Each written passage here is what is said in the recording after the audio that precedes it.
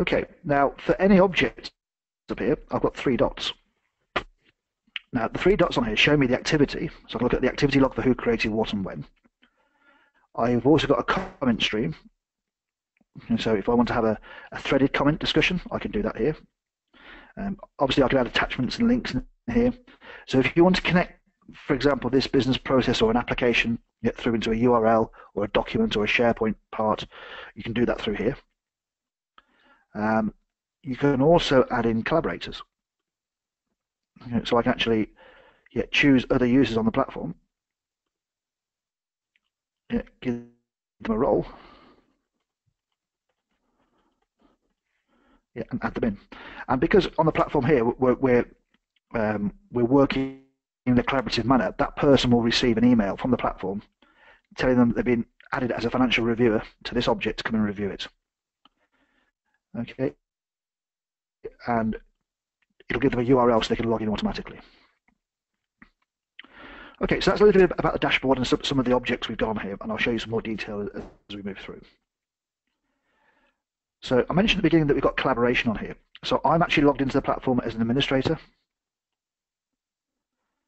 So as an administrator here, I can set up things like system alerts so that everybody can be notified of something on the platform. So for example, it could be that I've done a major upgrade to the architecture, or I've created a target architecture, or I want everybody that logs on to fill in a particular attribute that I've just added into the platform. So you can set up alerts like that. I can also set up communities. So this gets very interesting because what I can now do is start to set up teams of users on the platform that allow, where we allow objects to be connected to those teams of users, which gives you role-based access. So for example, it might be that I want only solution architects to see certain areas of the architecture and to be able to work with it. I can set that up through my team views on here. I can also set up whether those teams are public, gated, or private. If I set up an entirely private team, it means that anything that's associated with that team and that the team associate with themselves is completely private and nobody else can see it. And we do some very nice things in terms of diagrams, for example, where we fade out content and hide content away from diagrams if it's not applicable to the user. Okay, so it's worth bearing in mind that roles and people, setting up teams are important and they help you do collaboration. Okay, another important aspect of collaboration, I'm going to move over to the left-hand side here. Now the left-hand side here is where I have all my views. Okay, so if you remember at the beginning here that I showed you the dashboard, if I just scroll further down here, we've also got what we call views on here as well. So I can set up, as an administrator, I can set up different views for different people in my organization so they only see the information that they're interested in. So for example, if I'm a domain stakeholder in the organization and I'm only interested in the claim management applications, so anything that's related to claim management, i.e. the business process or capability, then I can have a filtered view here, just show me that information and tie it to a menu here as well. And I can make that available just to a community, so maybe the application architects that own claim management. So you're really personalizing the content here for different audiences and different stakeholders.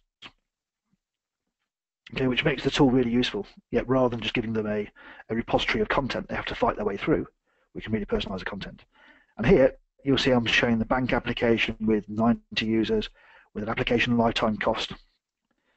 It's live, it's got a standards class and a retirement date. And again from here, I can take any of these.